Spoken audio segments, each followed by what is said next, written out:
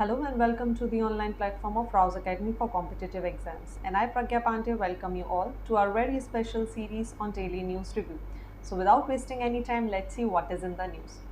So, before discussing this article, we will discuss about this one. देखिए यहाँ पर एक बहुत बड़ा सवाल उठने वाला है जहाँ बात की जा रही है वर्ल्ड्स लिथियम के बारे में। ठीक है, अब वर्ल्ड लिथियम के बारे में जब हम बात करेंगे तो सबसे पहला पॉइंट जो हमें जानना ज़रूरी है वो ये कि आपको रिसेंटली याद होगा कि जम्मू एंड कश्मीर की जब हम बात करेंगे तो यहाँ पर लगभग आपको याद होगा 1600 टन हमें लिथियम देखने के लिए मिला था। ऑलराइट, इसके अलावा जीएसआई भी और दूसरे इम्पॉर्टेंट वर्क कर रही है जिसकी वजह से आप देखेंगे कि यहाँ पर आज की डेट में लाइक मध्य प्रदेश की आप बात कर लीजिए, गुजरात की बात कर लीजिए, आप राजस्थान की बात कर लीजिए, अलग अलग जगह पर लिथियम की डिस्कवरी के लिए काम किए जा रहे हैं। अब जब हम लिथियम की बात करते हैं तो एक सबसे बड़ा पॉइंट जो हम सभी को याद रखना ज़रूरी है कि लिथियम का जो इस्तेमाल है वो इंडस्ट्रियल एरिया में हमें बहुत ज़्यादा देखने के लिए मिलता है। कैसे देखने के लिए मिलता है? जो मैन्युफैक्चरिंग बैटरीज की आप बात कर रहे हैं, जो रिन्यूएबल एनर्जी की आप बात कर रहे हैं, आप इंफ्रास्ट्रक्चर की जब बात कर रहे हैं, जब आप ईवीएस की बात कर रहे हैं, इलेक्ट्रॉनिक व्हीकल्स की बात कर रहे हैं, तो आप पाएंगे इन सारी जगह पर आज की डेट में लिथियम का इस्तेमाल होता है। नाउ द क्वेश्चन कम कि ये जो लिथियम है इसका यूज़ कैसे होगा, हु विल ओन इट, ठीक है, या इसके लिए कोई रेगुलेशन हमें देखने के लिए मिलेगा या नहीं। So these are the question that we are going to discuss in this article. तो सबसे पहले हम ये समझ लेते हैं कि आखिर लिथियम होता क्या है या लिथियम की इम्पोर्टेंस क्या है। चलिए, लिथियम के बारे में जैसा आप सभी जानते हैं कि लिथियम एक तरीके से आज की डेट में इसकी वैल्यू को देखते हुए इसे वाइट गोल्ड की कैटेगरी में रख दिया गया है। एक सॉफ्ट शाइनी ग्रे मेटल है जो आप देखेंगे जिसका इस्तेमाल आज की डेट में आपको हर जगह देखने मिलेगा। एक एल्कलाइन मैटर आपको ये देखने के लिए मिल जाता है, हाईली रिएक्टिव होता है। ओके, सो मेनली जो इसका यूज आप देखेंगे वो आपको सेरेमिक, ग्लासेस, फार्मास्यूटिकल, ग्रीसेस जैसी दूसरी इंडस्ट्रीज में देखने मिलेगा। अब इसके अलावा जो इसका सबसे बड़ा इस्तेमाल आपको देखने मिलेगा विच इज़ दी बैटरी, जिसकी वजह से ये सबसे ज़्यादा चर्चा में रहता है। बैटरीज में इसका इस्तेमाल हमें बहुत ज़्यादा देखने के लिए मिलता है। क्यों? क्योंकि आप देखेंगे जो इसका यूज़ है, इसके यूज़ की वजह से जो हाई एनर्जी स्टोरेज है वो यहाँ पर बैटरीज में संभव हो पाता है। ठीक है, एक तरीके से ये अगर दूसरे लाइट मेटल्स के साथ यहाँ पर इसका इस्तेमाल किया जाता है तो ये बहुत लाइट हो जाता है और इसी का इस्तेमाल आप देखेंगे टेस्ला जैसी कार जो इलेक्ट्रॉनिक व्हीकल्स बना रही हैं उसमें करती हैं। अब जैसे ही लिथियम की यहाँ पर डिस्कवरी हुई, सबसे पहला सवाल उठ के आया कि यहाँ पर हु विल ओन इट। ठीक है, अब ये सवाल ही सबसे बड़ा दिक्कत बन जाता है। देखिए, अगर हम बात करें आज की डेट में तो आप देखेंगे यहाँ पर सुप्रीम कोर्ट ने अलग अलग टाइम पर अलग अलग यहाँ पर डिसीजन दिए हैं कि लिथियम का किस तरीके से इस्तेमाल किया जाएगा या कोई भी जो मिनरल है या जो मैटर आपको देखने मिलता है उसके बारे में। 2013 की एक कंडीशन है जहाँ पर 3 जजेस का एक बेंच बैठेगा सुप्रीम कोर्ट में जो रूल करेगा कि भाई अगर कोई भी स्थान है, कोई भी लैंड है, अगर आप उस लैंड को ओन कर रहे हैं तो उससे रिलेटेड जो सारे राइट हैं या उसके नीचे, ठीक है, down to the centre of the earth जितनी भी चीज़ें, जितनी भी मिनरल्स यहाँ पर मिलने वाले हैं वो भी किसके होंगे? उस पर्टिकुलर व्यक्ति के होंगे। हालांकि अगर आप बात करेंगे तो आज की डेट में जो सबसे बड़ा फॉरेस्ट एरिया होता है, लगभग 22% से भी ज़्यादा का जो फॉरेस्ट एरिया है वो आप देखेंगे हिल, माउंटेन्स वगैरह पर वो पब्लिक के द्वारा ही पब्लिकली ओन किया जाता है।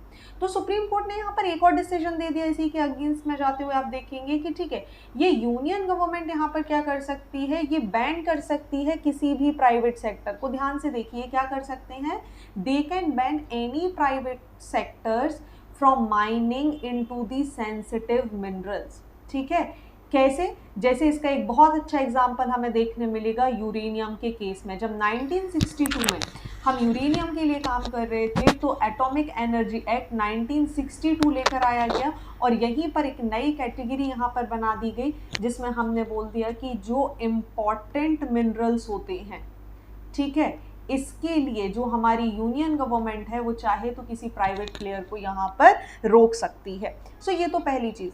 दूसरी पॉइंट बात कर लेते हैं कि क्या भाई जो दूसरी कंट्रीज है जिनके पास लिथियम का रिजर्व है वो इसको किस तरीके से मैनेज कर रही है। तो देखिए आज की डेट में अगर हम बात करें तो एक बहुत आप अच्छा टर्म याद रखेंगे जिसे हम बोलते हैं लिथियम ट्रायंगल। ओके, जब हम लिथियम ट्रायंगल की बात करेंगे तो you will find Chile, you will find Bolivia and you will find Argentina। ये आज की डेट में लीडिंग प्रोड्यूसर हैं किसके, लिथियम के। तो अब जब हम बात करेंगे चिली और बोलीविया की यहाँ पर, तो देखिए ये लार्जेस्ट रिजर्व है लिथियम के, ठीक है, और बहुत ज़्यादा ये यहाँ पर क्या करते हैं, मैन्युफैक्चर भी करते हैं। तो चिली के जो गवर्नमेंट है उन्होंने क्या करा, इन्होंने लिथियम को डेजिग्नेट कर दिया कैसे, एक स्ट्रेटेजिक रिसोर्स जो कि डेवलपमेंट के लिए इम्पॉर्टेंट है, और इसी के कारण जो जितनी भी एक्सक्लूसिव पावर है वो किसके हाथ में चली गई, स्टेट के हाथ में चली गई। साथ ही यहाँ पर स्टेट ने लाइसेंस दे दिया केवल और केवल 2 कंपनीज को, जिसको यहाँ पर ये डायरेक्टली ओन करते हैं, जिनके नाम आपको दिखाई दे रहे हैं, कि वही लिथियम को यहाँ पर क्या करेंगे, प्रोड्यूस करेंगे कंट्री में। इसी तरीके से 2023 में आप देखेंगे चिली के जो प्रेसिडेंट हैं उन्होंने अनाउंस किया न्यू लिथियम स्ट्रेटेजी यहाँ पर, जिसमें बहुत सारे जो कॉर्पोरेट सेक्टर हैं उन्होंने डिक्लेयर किया कि उनकी इंटेंशन है कि वो नेशनलाइज इंडस्ट्री को यहाँ पर बनाए। सो दिस इज समथिंग, ऐसा कुछ इंडिया भी यहाँ पर सोच सकता है। नाउ अनदर क्वेश्चंस कम कि क्या इंडिया आज के डेट में, अगर हम इंडिया के कॉन्टेक्स्ट में बात करें तो लिथियम का जो हमारे यहाँ रोल है वो कैसा देखने के लिए मिलेगा।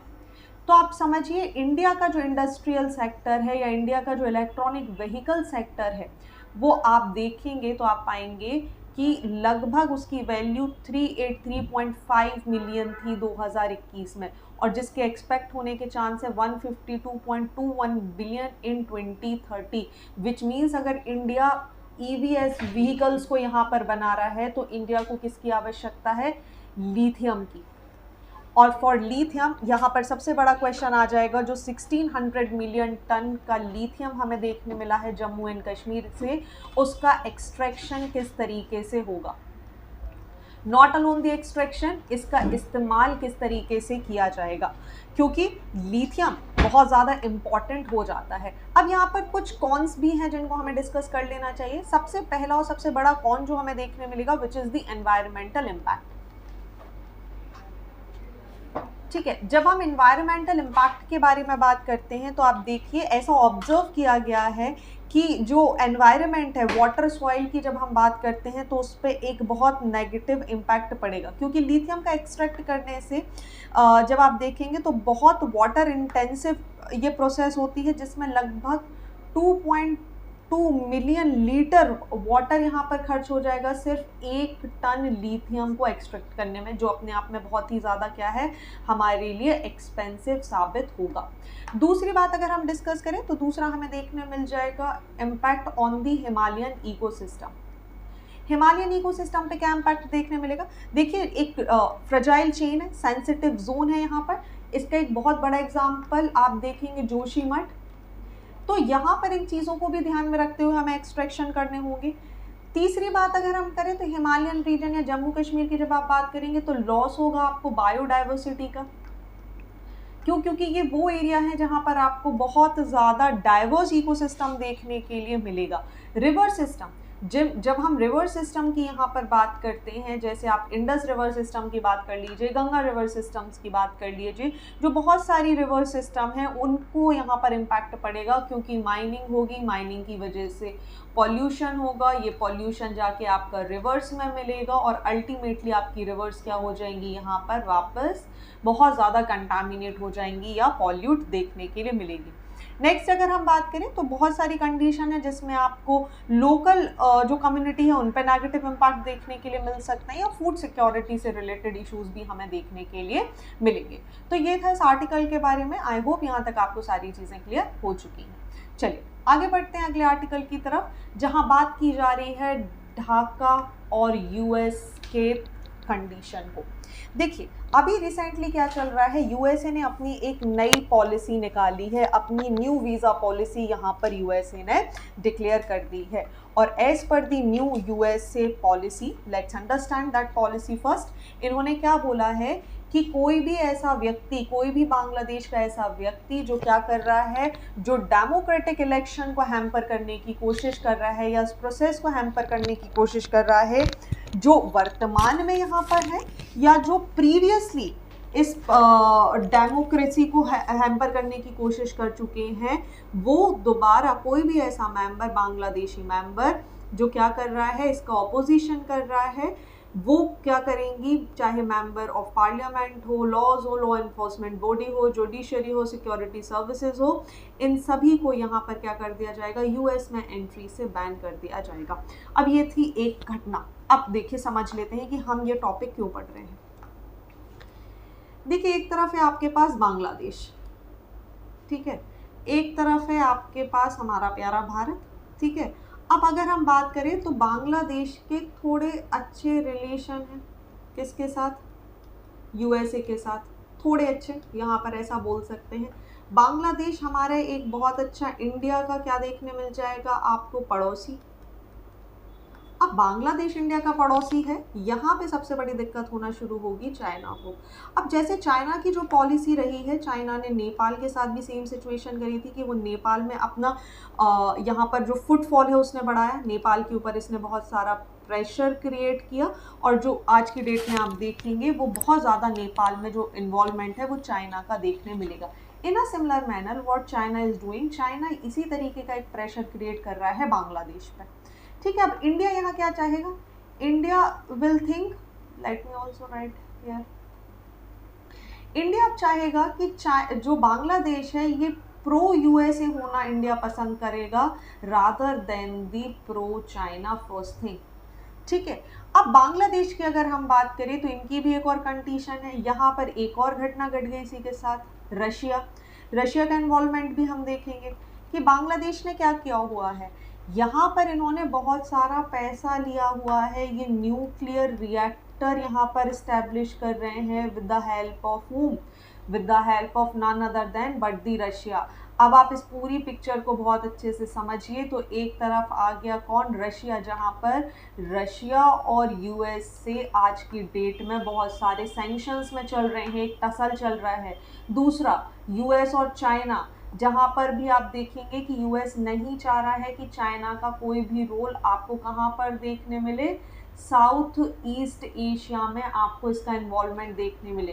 थर्ड इंडिया जो कि बहुत अच्छा अलाय है रशिया के साथ, लेकिन वहीं इंडिया भी नहीं चाहता है कि चाइना का कोई रोल यहाँ पर देखने मिले। ऐसी कंडीशन में बांग्लादेश एक बहुत दुविधा में फंस गया है जब यहाँ पर यूएस ने क्या करा है, अपनी नई पॉलिसी लेकर आया है, ठीक है। तो ये तो थी कुछ बात की क्यों हम इस आर्टिकल को यहाँ डिस्कस करने वाले हैं। Now let's understand some other things also. अब देखिए अगर इस तरीके की जो सैंक्शन है ना, जैसे वो इन्होंने क्या करा, आप देखिए रशिया के साथ डील कर ली। अब रशिया के साथ डील करी है तो बुरा किसको लग गया है, यूएसए को बुरा लग गया है, यूएसए यहाँ पर खफा है। अब होगा क्या, अगर यूएसए खफा है तो यूएसए बहुत सारे सैंक्शन लगा देगा। अगर यूएसए ने बहुत सारे सैंक्शन लगा दिए किसके ऊपर, बांग्लादेश के ऊपर, रिजल्टेड इन टू वॉट, कोई नहीं लेकिन चाइना को यहाँ पर मिल जाएगा मौका, और चाइना ऐसे मौके कभी नहीं छोड़ता। तो वर्ल्ड जियोपॉलिटिक्स की अगर हम बात करें तो इंडिया के लिए ये कुछ अच्छी बात नहीं रहेगी, क्योंकि ईस्ट पाकिस्तान की जब हम बात करते हैं, जिसको आज़ाद कराने में भारत का बहुत बड़ा रोल है, वहाँ पे हम बिल्कुल भी किसकी पॉलिसी टॉलरेट नहीं कर पाएंगे, बांग्लादेश की। क्यों, क्योंकि देखिए इनका इतिहास कुछ नया नहीं है, ये पुराना है। अगर हम बांग्लादेश और यूएस की बात करें तो ये एक बहुत स्ट्रॉन्ग इकोनॉमिक बॉन्ड यहाँ पर शेयर करते हैं, लेकिन कहीं ना कहीं आप याद रखेंगे उस समय 1971 की बात, जब वाशिंगटन के जो प्रेसिडेंट थे निक्सन, वो बिल्कुल भी फेवर में नहीं थे कि ईस्ट पाकिस्तान यहाँ पर बनकर आए, या वो लिबरल हो किससे, वेस्ट पाकिस्तान से। लेकिन इसके बाद आप देखेंगे बांग्लादेश का जन्म हुआ 16 दिसंबर 1971 के बाद, और इसी में आप देखेंगे एक नया इशू यहाँ पर देखने मिला। लेकिन apart from all this, Sheikh Hasina ने लगातार यहाँ पर क्या किया है, यहाँ पर मेंटेन करने की कोशिश करी है। एक डिस्टिंक्शन इन्होंने बनाया, इकोनॉमिक और पॉलिटिकल रिलेशन यहाँ पर दोनों साइड से मेंटेन करने की कोशिश करी। यूएसए की बात करें तो देखिए ये थर्ड लार्जेस्ट ट्रेडिंग पार्टनर आपको दिखाई देगा बांग्लादेश में, और सबसे बड़ा लार्जेस्ट रिसिपेंट है ये गारमेंट्स का, ठीक है, जिनको कहाँ पर प्रोड्यूस किया जाता है, बांग्लादेश में प्रोड्यूस किया जाता है। आप सभी ने ब्रांड सुने होंगे, H&M एटसेट्रा। सो ये सारे एग्जैक्टली आप देखेंगे तो बांग्लादेश में बनते हैं। वहीं अगर आप बात करें चाइना, तो चाइना बहुत ज़्यादा इंटरेस्ट ले रहा है बांग्लादेश में। अब यूएस को यहाँ पर देखिए बहुत आवश्यक है कि वो क्या करे, इंडो पैसिफिक को अगर यहाँ पर प्रोटेक्ट करना चाहता है तो चाइना का इन्वॉल्वमेंट इन्हें कहीं ना कहीं रोकना होगा। और दूसरे हर्डल क्या है, अब देखिए यूएसए की नाराजगी का सिर्फ एक ही कारण नहीं है, एक कारण तो हो गया देखिए चलिए रशिया, दूसरा कारण क्या हो गया, यहाँ पर डेमोक्रेसी के खिलाफ बात करने वाले लोग, तीसरा कारण हो गया है ह्यूमन राइट वायोलेंस। ठीक है, अब जब देखिए शेख हसीना ये यहाँ पर क्या बोलती हैं कि ये कि जीरो टॉलरेंस पॉलिसी हम यहाँ पर अपनाते हैं टेररिज्म के अगेंस्ट और किसके खिलाफ, एक्सट्रीमिज्म के खिलाफ। लेकिन इसके बाद भी आप देखेंगे बहुत सारी ऐसी घटनाएं घटी, बहुत सारी ह्यूमन राइट वायलेशन हुए, और आप देखेंगे लगभग 600 से ज़्यादा इंडिविजुअल 2021 में यहाँ पर मारे गए, गायब हो गए। रिजल्टेड इनटू व्हाट, यहाँ पर कहीं ना कहीं एक जो सिचुएशन है वो खराब होती हुई नजर आ रही है। अब आगे के लिए क्या, देखिए शेख हसीना की जब आप बात करते हैं तो ये एक इमर्जिंग लीडर है, इम्पॉर्टेंट रोल प्ले करती हैं, इनका एक बहुत अच्छा कनेक्शन है इंडिया के साथ। वहीं इंडिया कभी भी नहीं चाहेगा, India has not responded yet again, India ने यहाँ पर साइलेंस का कॉन्सेप्ट अपनाया है और इन्होंने बिल्कुल आंसर नहीं किया है कि क्या होना चाहिए। वहीं अगर हम बांग्लादेश की बात करें तो ये लार्जेस्ट ट्रेड और सिक्योरिटी पार्टनर है इंडिया के लिए साउथ एशिया में। वहीं बांग्लादेश की आप बात करेंगे तो ये कहीं ना कहीं जो इसका एटीट्यूड है यूएस के साथ वो थोड़ा सॉफ्ट होता हुआ हमें नज़र आ रहा है, जो कि बहुत अच्छा रहेगा जब हम इंडो पैसिफिक को प्रोटेक्ट करने की बात करेंगे या चाइना को काउंटर करने की बात करेंगे। So these are few important points जो हम सभी को पता होने चाहिए। Okay, so moving on to the next article, जहां बात की जा रही है इंडिया नेपाल के एनर्जी पैक्ट के बारे में। क्या क्या चीज़ें जाननी है हमें, देखिए इंडिया और नेपाल ने यहाँ पर एनर्जी पैक्ट साइन किए हैं, और इन्होंने जो एनर्जी पैक्ट यहाँ पर साइन है, सबसे पहले तो आप ये देख लीजिए, that is the Phukot Karnali hydro electricity project, पहली चीज़ जो आप याद रखेंगे। दूसरा the Arjun hydro electricity project, इन दोनों पर यहाँ पर साइन किया गया है। और तीसरा, इसके अलावा आप देखेंगे तो ICP, ठीक है, you will find it here, okay, ICP को भी यहाँ पर साइन किया जा रहा है। सो नाउ द क्वेश्चंस कम कि हमें क्या चीज़ें जानना ज़रूरी है। जी, हमें जानना ज़रूरी है इंडिया और नेपाल के रिलेशंस के बारे में। इंडिया और नेपाल के जब रिलेशन की बात आती है तो ये कुछ नए नहीं है, एज ओल्ड रिलेशन है इंडिया के और किसके बीच में, नेपाल के बीच में। नेपाल की बात करें तो वर्ल्ड का 45th आपको बिगेस्ट कंट्री ये देखने मिल जाएगा, ठीक है, पहली चीज़। दूसरी, अगर हम यहाँ पर बात करें तो लगभग 29 मिलियन लोगों का यहाँ पर पॉपुलेशन आपको देखने के लिए मिल जाएगा। थर्ड थिंग इफ विल वो कि हम हिस्टोरिक रिलेशन की बात करें तो हमें बिल्कुल नहीं भूलना होगा शाक्य मुनि बुद्धा को, ठीक है, क्यों, क्योंकि आप देखेंगे तो जो शाक्य क्लान है गौतम बुद्धा की, वो नेपाल से बिलोंग करती थी, ट्राइबल रूलर्स थे, जो आप देखेंगे कहाँ से आएंगे, लिच्छवी से रूल करते हुए आएंगे। ओके, 1750 तक अगर हम देखें तो एक शिफ्ट यहाँ पर हुआ, बुद्धिज़्म से आप कहाँ की तरफ चले गए, हिंदुइज्म की तरफ चले गए, और एक कल्चरल डिफ्यूजन हमें यहाँ पर देखने के लिए मिलेगा। उसके बाद आप देखेंगे लास्टली यहाँ पर एक डायनेस्टिक रूल यहाँ पर इस्टेब्लिश हो जाएगा, और प्राइम मिनिस्टर को यहाँ पर राणा, ठीक है, यहाँ पर एक dynastic rule for the prime minister known as the Rana that will came into the power. Rana rule जिसकी हम बात कर रहे हैं ये लगभग पिक्चर में रहेगा, कंटिन्यू रहेगा 1951 तक। 1951 के बाद यहाँ पर क्या होगा, आप देखेंगे एक नया मूवमेंट हमें देखेगा, जहाँ पे नेपाल स्ट्रगल करेगा किसके साथ, अपने लिए डेमोक्रेसी,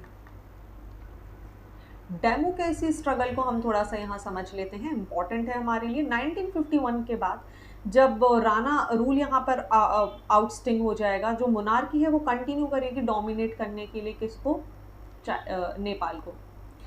अब नेपाली कांग्रेस पार्टी यहाँ पर इलेक्शन जीतेगी और यहाँ पर एक स्ट्रगल देखने मिलेगा हमें नेपाल के कंट्रोल को लेकर। हालांकि 1959 का टाइम आएगा, जो किंग है वो डिक्लेयर करेंगे कि जो नेशनल नेपाली कांग्रेस है ये क्या है, ये करप्ट, ठीक है, करप्ट हो जाएगी और सब्सिक्वेंटली जो पावर है वो अगेन यहाँ पर किसके पास चली जाएगी, राजा के पास। 1994 का टाइम पीरियड हम यहाँ पर देखेंगे जहाँ पर यूनिफाइड मार्क्सिस्ट लेनिनिस्ट पार्टी, जिसे हम यूएमएल यहाँ पर लिख रहे हैं, they try to generate an anti India feeling in Nepal, ठीक है। Let me also write so that आप नोट करते चले। एंटी इंडिया को यहाँ पर प्रमोट कर जाएगा, हालांकि इस चीज़ को यहाँ पर कर्व कर दिया जाएगा। यूएमएल के बाद यहाँ पे यूएमएल को रिमूव किया जाएगा और 1994 में जो नेपाली कांग्रेस है वो यहाँ पर आ जाएगी, ठीक है। और यहीं पर इनके आते ही साथ आप देखेंगे it saw the civil war. So civil unrest होगा over a period of time that evolve into the civil uprising and took into the ideology turn to Maoism. और माओइस्ट मूवमेंट नेपाल में पूरी तरीके से मैनिफेस्ट हो जाएगा टिल बाय 2005। एक interim constitution यहाँ पर प्रिपेयर किया जाएगा, जिसको प्रिपेयर करने में भारत मदद करेगा, ठीक है। कब, 2007 में, ठीक है, 2007 में। और नेपाल इस्टेब्लिश करेगा अपना न्यू कॉन्स्टिट्यूशन, जो हम सभी को डेट याद है, ये कब बना के लेके आएंगे, by the 2010। However, 2010 was not ready, but it was delayed, and after tremendous delay, finally they have accepted the constitution in 2015, which is the remarkable. इसके बाद एक और इशू हमें देखने के मिल जाएगा, that is the Madhesi. Madhesi वो लोग हैं जो आप देखेंगे जो साउथ नेपाल में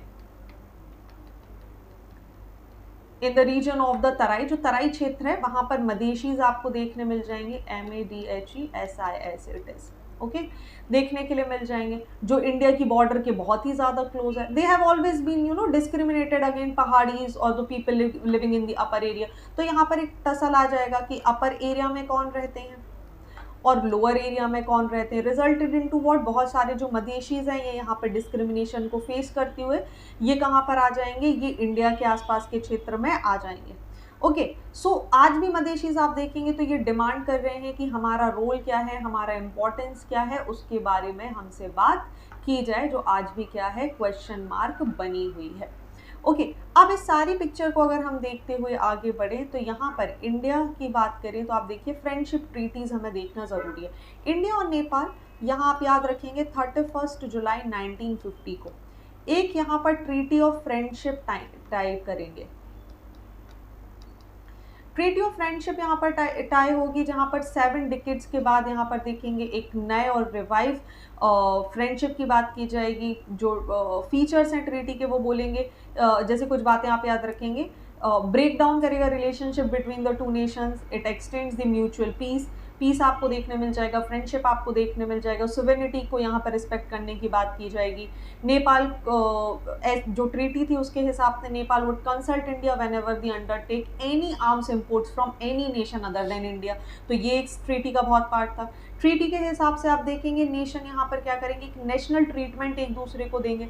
जो सिटीजन्स हैं उनको एम्पावर किया गया कि they have the same privilege for the property, trade and the residence in the and the movement in the both countries, ठीक है। वही सिटीजन्स जो थे वो प्रॉपर्टी बाय कर सकते थे India, while an Indian citizens can do so in the Nepal also. Another important point was कि ट्रीटी ओपन बॉर्डर थी, जिसके हिसाब से यहाँ पर देखिए इंडिया और जो नेपाल के सिटीजन्स हैं वो इजी मूवमेंट यहाँ पर देखने को आपको मिलेगा, और वाइस वर्सा सिचुएशन है। तो कहीं ना कहीं आप देखेंगे तो इंडिया और नेपाल का जो टसल है ये हमें बहुत ज़्यादा देखने मिलेगा। जब रोल किसका आ जाएगा आप देखेंगे इसमें एक सबसे बड़ा रोल निकल कर आएगा, किसी का नहीं, अगेन एक ही प्रॉब्लम है हमारे पास, yes, none other than but the China, ठीक है। यहाँ पर चाइना का रोल कहीं ना कहीं हमारे लिए अच्छी बात नहीं है। डिफरेंसेस हमें देखने के लिए मिल जाएंगे। क्यों? इंडिया की आप बॉर्डर देखिए तो नेपाल के साथ उत्तराखंड, उत्तर प्रदेश, वेस्ट बंगाल, सिक्किम और बिहार, ये हमारी बॉर्डर शेयर कर रहे हैं। कल्चर इकोनॉमिक एक्सचेंज अकेला हमारे लिए इम्पॉर्टेंट नहीं है, ये हिमालयन फ्रंटियर भी बना रहा है, जो कि भारत के लिए कैसा है? बहुत ही ज़्यादा महत्वपूर्ण। क्यों? ताकि हम किसको यहाँ पर काउंटर कर सकते हैं? हम चाइना को यहाँ पर काउंटर कर सकते हैं। सो कहीं ना कहीं जो दोनों कंट्री हैं, यहाँ पर डिफेंस कोऑपरेशन की बात की जाए, डेवलपमेंटल कोऑपरेशन की बात की जाए, ये बहुत ज़्यादा इम्पॉर्टेंट है। अब जैसा हमने यहाँ पर बात करी थी अरुण हाइड्रो इलेक्ट्रिक प्रोजेक्ट के बारे में, तो देखिए अरुण 3 हाइड्रो इलेक्ट्रिक प्रोजेक्ट, ये लगभग 1236 करोड़ इन्वेस्टमेंट यहाँ पर किए जाएंगे। ये अरुण रिवर पर बनाया जा रहा है ईस्टर्न नेपाल में, तो आप ये भी याद रखेंगे कि हम अरुण रिवर की यहाँ पर बात कर रहे हैं। ठीक है, इसके अलावा आप देखेंगे तो बुद्धिज्म कल्चर को यहाँ पर प्रमोट किया जा रहा है। इंडिया ने मान लिया है, वह बहुत अच्छे से इंडिया रिकॉग्नाइज करता है। शाक्य मुनि का जो बर्थ प्लेस है वो कहाँ पर है? नेपाल में है। हाइड्रो प्रोजेक्ट की अगर हम बात करें तो 2 लीडर्स जो बहुत सारे साइन करते हैं, सतलज जल विद्युत निगम और नेपाली इलेक्ट्रिसिटी अथॉरिटी, बहुत सारे हाइड्रो पावर प्रोजेक्ट पर यहाँ पर काम करते हुए हमें नजर आती है। अब यहाँ पर एक सबसे बड़ा मुद्दा, इंडिया के और यहाँ पे लड़ाई क्यों होती है जी? एक लड़ाई की सबसे बड़ी जड़ है इंडिया और नेपाल के बीच में काला पानी बॉर्डर इशू। ठीक है, इंपॉर्टेंट है, that's why we are discussing this topic in detail. Territorial dispute है, इंडो नेपालीज का जो टाई है यहाँ पर ये काला पानी बॉर्डर के कारण है। These boundaries has been fixed in 1861 by none other than, but जो हमारे लिए हमेशा परेशानी खड़ी करके गए हैं, but the Britishers. And India inherited the area over which the British has exercise territorial control till 1947। अब आज की डेट में अगर हम बात करें तो जो 90% इंडिया नेपाल बाउंड्री है वो डिमार्केटेड है, जैसे सुस्ता काला पानी, ये दोनों अभी भी कहीं ना कहीं डाइसी सिचुएशन में है। लेकिन 2019 में जो नेपाल का पॉलिटिकल मैप यहाँ पर आएगा वो क्या दिखा देगा? ये दिखाएगा कि काला पानी, लिम्पियाधुरा, लिपू लेक जो उत्तराखंड के एरिया के आसपास के रीजन्स हैं, ये सभी किसका पार्ट हैं? नेपाल की टेरिटरी का पार्ट है, जिसकी वजह से ये जो इशू है ये वापस से गरमा जाएगा। So these are the important topic, this is all about the India Nepal relation. Okay, next अगर हम बात करें तो it is the India Russia joint venture. क्या है? पढ़ने के लिए बहुत छोटी सी चीज़ें हैं, सिर्फ जान लीजिए, न्यूज़ में है। देखिए, एक जॉइंट वेंचर यहाँ पे किया जा रहा है रशिया और इंडिया के द्वारा, जहाँ पर वो क्या करने वाले हैं? वंदे भारत को यहाँ पर डेवलप किया जा रहा है। अब होगा क्या? देखिए, वंदे भारत एक्सप्रेस ट्रेन यहाँ पर जिसकी वैल्यू लगभग 3.63 बिलियन है, लगभग 30,000 करोड़ से भी ज़्यादा, ये एक बहुत बड़ी मुसीबत में फंस गई है। मुसीबत क्या है? देखिए, जब हम वंदे भारत की बात करते हैं तो आपको ये चीज़ समझनी होगी, ये थरली इंडिजीनियस नहीं है, लेकिन बहुत सारे जो पार्ट हैं वो हम अलग अलग जगह से मंगाते हैं। अब देखिए, रशिया के ऊपर एक प्रॉब्लम क्या आ गया? यूक्रेन वॉर की वजह से इस पर बहुत सारे लगे हुए हैं सैंक्शन। Resulted into what? जो इम्पॉर्टेंट पार्ट हैं, जो स्पेयर पार्ट हैं, जिनकी सप्लाई वंदे भारत ट्रेन के लिए इम्पॉर्टेंट है, वो यहाँ पर क्या हो गई है? ब्लॉक हो गई है। अब इंडियन रेलवेज यहाँ पर क्या करने की कोशिश कर रहा है? इसको वापस डेवलपमेंट करने की काम कर रहा है, लेकिन ऐसा कुछ होता हुआ नजर नहीं आ रहा, क्योंकि जैसा मैंने आपको बताया, भले ही मेक इन इंडिया का पार्ट है, लेकिन बहुत सारे ऐसे पार्ट हैं जो इंडिजीनियसली नहीं बनाए जाते, जिन्हें हम इंपोर्ट करते हैं वेस्टर्न यूरोप से, अमेरिकन मैन्युफैक्चरर्स से। लेकिन क्योंकि इसके ऊपर बहुत सारे सैंक्शन हैं, तो यहाँ पर ये जो चीज़ें हैं जो हम मंगा रहे हैं वो हमें देखने के लिए नहीं मिल रहा है। तो इम्पॉर्टेंट आप क्या याद रखेंगे कि इंडिया और रशिया जॉइंट वेंचर कर रहे हैं वंदे भारत ट्रेन के लिए। ऑलराइट, चलिए moving next, renewable energy sources. देखिए, इंडिया के बहुत सारे आप देखेंगे इंटरनेशनल कमिटमेंट है कि वो यहाँ पर क्या करेगा? इलेक्ट्रिसिटी जो है उसको रिन्यूएबल सोर्सेज के लिए बनाएगा। ठीक है, कब तक? 2030 तक। We have discussed it multiple times. अब यहाँ पर एक एस्टिमेट लगाया जा रहा है जो कंट्री का प्रोजेक्टेड नीड है सेंट्रल इलेक्ट्रिसिटी अथॉरिटी की, उसके हिसाब से हम बात करें तो 2026-27 तक हम इसको अचीव कर लेंगे। नेशनल इलेक्ट्रिसिटी प्लान की अगर हम बात करें तो यहाँ पर एक असेसमेंट तैयार किया गया है जिसकी वजह से आप देखेंगे कि इंडिया का जो फॉसिल बेस्ड कैपेसिटी है वो यहाँ इंक्रीज हो जाएगी 57.4% by the end of 2026-27 and may likely to further increase in 68.4% and 42.5% in the upcoming years. So India की जो इंस्टॉल्ड कैपेसिटी है आप देखेंगे वो कहीं ना कहीं एक हमें ये चीज़ बताने की कोशिश कर रही है कि जो हमारे टारगेट हैं उसकी हाफ ऑफ द इलेक्ट्रिसिटी को हम कैसे प्रोड्यूस करने की कोशिश करने वाली हैं, रिन्यूएबल सोर्सेज से बनाने की बात कर रहे हैं। इसी के अंदर हम ग्रीन हाइड्रोजन, ग्रीन इकोनॉमी जैसी चीज़ों की यहाँ पर बात करते हैं, जहाँ पर इंडिया किस चीज़ के लिए कमिटमेंट है, इंडिया बात करेगा कि वो क्या करे, अपने लिए नई चीज़ें लेकर आए। इसीलिए इंडिया इंटरनेशनल सोलर अलायंस को प्रमोट कर रहा है, ठीक है। वहीं इंडिया किस चीज़ की बात कर रहा है कि हमें क्या करना है, प्रमोशन करना है इस तरीके की चीज़ों के लिए। ऑलराइट, अब यहीं पे एक चीज़ और समझेंगे हम कि इंडिया का जो टारगेट है, इन्होंने क्या बोला था कि कंट्री ने अपने लिए एक एम्बिशन सेट किया है दैट 175 गीगावाट जो रिन्यूएबल है वो 2022 के एंड तक हम यहाँ पर रिन्यूएबल सोर्सेज से बनाएंगे, विच एक्सपांड, जैसे हमने एक्सपांड कर दिया था 500 गीगावाट बाय 2030। तो इंडिया के पास बहुत बड़े बड़े एम्स हैं, इंडिया के अचीवमेंट यहाँ पर इंडिया ने अपने लिए डिसाइड किए हुए हैं। सो लेट्स सी कि ये किस तरीके से आएंगे, क्योंकि COP21 की अगर हम बात करें, COP26 की बात करें तो इंडिया का ये जो कमिटमेंट है यहाँ पर जो आपको देखने के लिए मिल रहा है 500 गीगावाट्स वाला, ये COP26 का इंडिया का कमिटमेंट हमें देखने के लिए मिलेगा। हालांकि इंडिया के पास बहुत सारे चैलेंज हैं, लेकिन इनसे निपटने के लिए हमने बहुत सारी स्कीम्स के ऊपर भी आपको देखने मिलेगा इंडिया काम कर रहा है। जैसे कौन कौन सी स्कीम्स हैं, okay, let's also discuss about those scheme. First is the PM Kusum. PM कुसुम की बात करते हैं, इसे लॉन्च किया गया था ministry of new and renewable energy MNRE के द्वारा इसे लॉन्च किया गया था। ये सपोर्ट करेगी इंस्टॉल करने के लिए, किसके लिए, सोलर पंप्स को इन दी रूरल एरियाज, ठीक है, इन दी रूरल एरियाज। तो पहली चीज़ की। दूसरी चीज़ यहाँ पर PLI स्कीम हमें देखने मिली थी।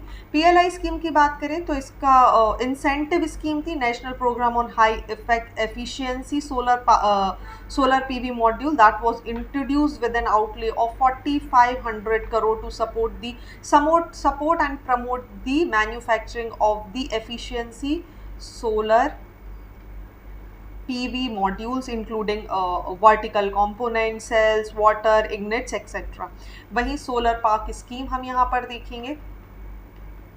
सोलर पार्क स्कीम जो कि बात कर रहा है कि डेवलपमेंट के लिए सोलर पार्क्स और अल्ट्रा मेगा सोलर पार्क्स के लिए, जिनकी लगभग टारगेटेड जो इम्प्लीमेंटेशन और टारगेटेड कैपेसिटी होगी वो होगी 40 गीगावाट्स की। वहीं रूफटॉप सोलर पावर प्रोग्राम हमने यहाँ पर चलाया है, ठीक है, ये फेज 2 है। यहाँ पर प्रोवाइड किया जाएगा एक तरीके का फाइनेंशियल असिस्टेंस किसके लिए, up to 4 gigawatt of solar rooftop capacity to the residential sector. याद रखेंगे, इंपॉर्टेंट है, रेसिडेंशियल सेक्टर के लिए। And there is a provision to incentive the power distribution companies for incremental achievement over the previous year. Along with that, हमने जैसे discuss किया, we have hydrogen mission,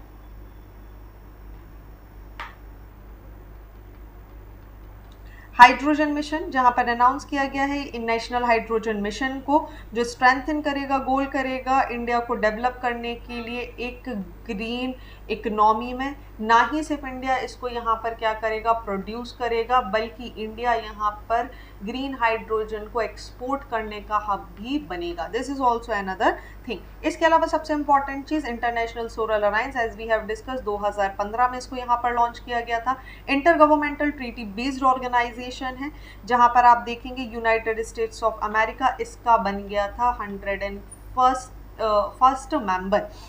ऐसी countries जो ट्रॉपिकल सब tropical क्षेत्रों में है, जहां पर लगातार सूर्य की किरणें आती हैं, वो इसका पार्ट है। आप देखेंगे जहां पर क्या किया जा रहा है, इसको डेवलप करने की बात की जा रही है। Along with that one sun,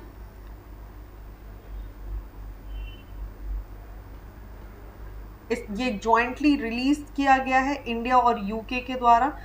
COP26 Glasgow में one sun one world and one grid का ये जो कॉन्सेप्ट है, ये आप याद रखेंगे इंडिया और यूके के द्वारा इसे लॉन्च किया गया था। COP26 जो कहाँ पर हुई थी, आपकी ग्लासगो में। एक्सट्रीमली वेरी इंपॉर्टेंट करंट का टॉपिक है।